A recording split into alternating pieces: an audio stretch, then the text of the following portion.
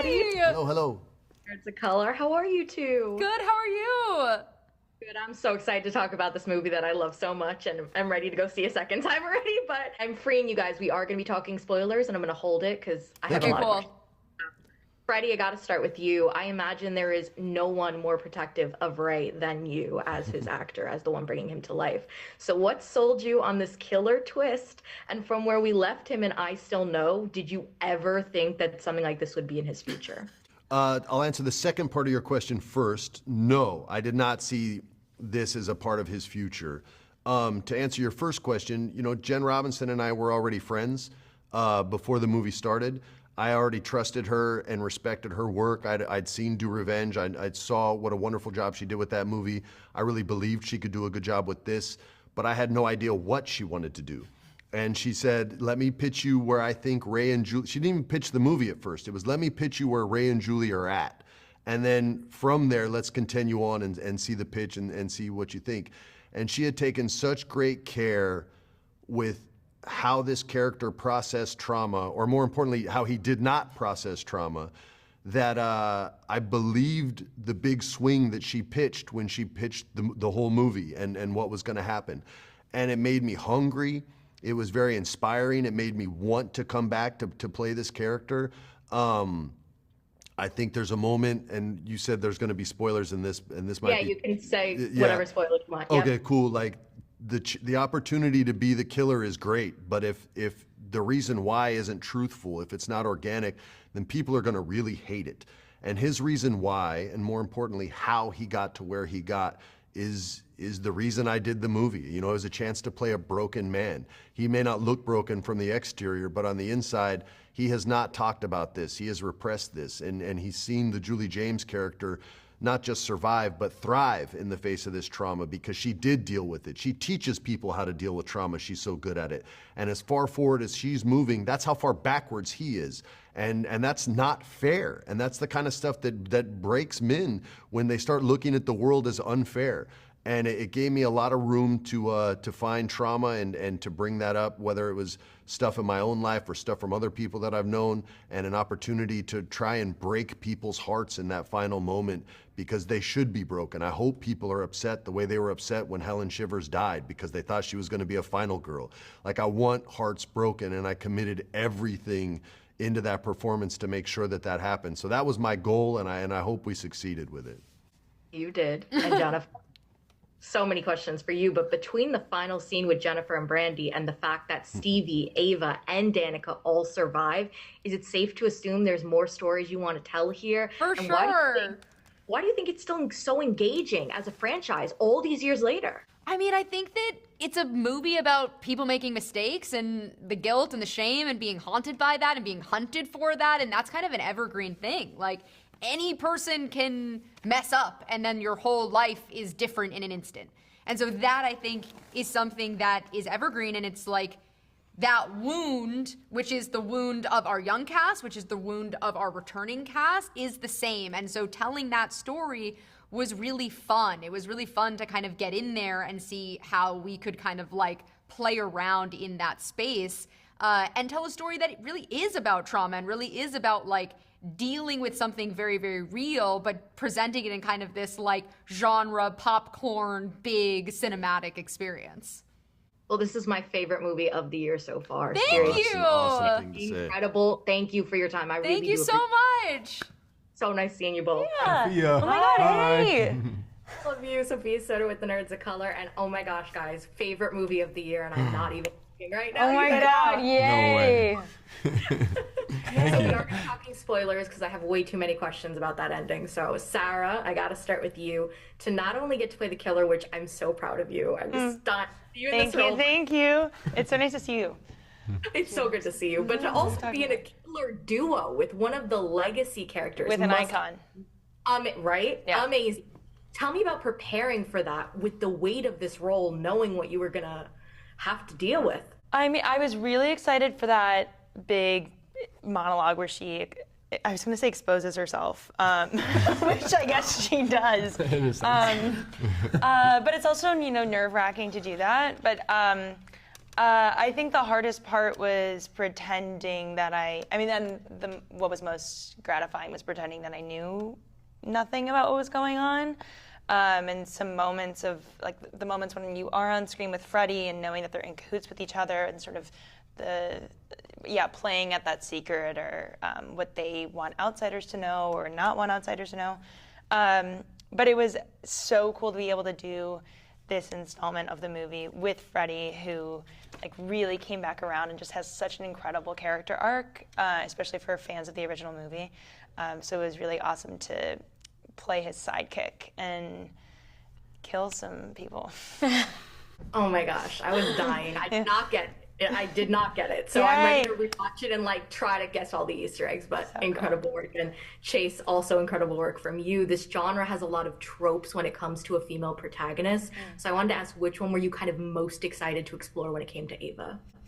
I think her darkness. I think that is something that there are hints of in the original movie of Julie James and how she experiences trauma, but I feel like Jen crafted such a good character. We always talked about how, I mean, when we get into the steamy scene with Ava and Milo, she has some preferences that are clear trauma responses and gets kink shamed. So that's an interesting aspect. And not one do you see every day. She gets kink shamed. He just needs a break. He just needs a break. And gaslit. Yeah, a minute turned into a lifetime. Because I died. Yeah, well, whose fault is that? If you just choked me, maybe you wouldn't have been dead. This has gone off the rails, but basically, the facts. I think it is interesting that it's not just, it's very multi-dimensional, her response to this trauma and the ways in which she shoves it all down and how it kind of like rears its ugly head. It was also fun to play an all-American girl because a lot of times screen queens are white and I'm not, and that felt really special and cool to me. I loved it. I was so excited to see you in this role. And Jonah and Tyriq, we didn't get to see your characters actually react to the killer reveals. So what do you think their reactions would have been if they got to see who the killers were? I mean, I think I would have been pretty surprised. I think Freddie, both on and off screen, brings a pretty gentlemanly, father-like, nurturing energy. Less murderous than others. So I think that would have been surprising. Stevie, a little different, like maybe she's a little more manic, maybe I could have seen it coming. Also Sarah off screen, I could imagine murdering someone. Are you kidding? What? So I think on that basis, I would have been less surprised. Anyway, now I know who my next hit is. Yeah. No, I think he would have been. He's super fond of Stevie, and they go way back. I think he would have been as like perplexed as the rest of them. Yeah. I think if Teddy were to get the reveal, I think he would have just been understanding, like in a weird way of like, because I think there's some backstory between Stevie and Teddy that I think Teddy is like kind of. He feels sorry for the way their friendship ended up, and I think it would have been an emotional like reveal, and I think he just would have given in to whatever it was, and for Freddie Ray, I think it would have still made sense because I think he had a certain love for the town, which my father, didn't. He just had a love for elevating the town in a specific way. Gentrification. Yeah, exactly. But yeah, I think Teddy he would have fought back, but it would have been more emotional, especially with Stevie. Yeah. Well, thank you all so much for your time. It was a real pleasure speaking to you, and all of you should be so proud of your work in this film. Seriously. Thank you so much. Bye. I'm Madelyn, Sophia Soto with the Nerds of Color. How are you? Good. How are you? Good. I'm so excited to speak with you about this film. Congratulations on just another incredible performance. And I'm freeing you right now because we are going to be talking spoilers, and then I'm going to hold it till after release because great. Oh, thank God. Ask you about. Great. But the first thing we got to talk about is obviously you're part of the Sarah Michelle Gellar epic cameo scene, which I was so excited to see the two of you share the screen. What did you love most about how that moment between your characters was orchestrated and the dialogue they had? Oh, what I love about it, one, first of all, point blank, period, Sarah Michelle Gellar. Come on. That tops everything for me. But my second favorite part about the way it was orchestrated is that Helen is, you know, Helen is Danica's blueprint. Helen is revered by Danica. You know what I mean? Like Helen is the croaker queen. And she has this moment in this dream where Helen comes to her, and it's not this like little diva Kiki moment that Danica would probably imagine it to be. It's actually a really terrifying, ominous warning. And it is I love the contrast between the Danica's expectation and reality.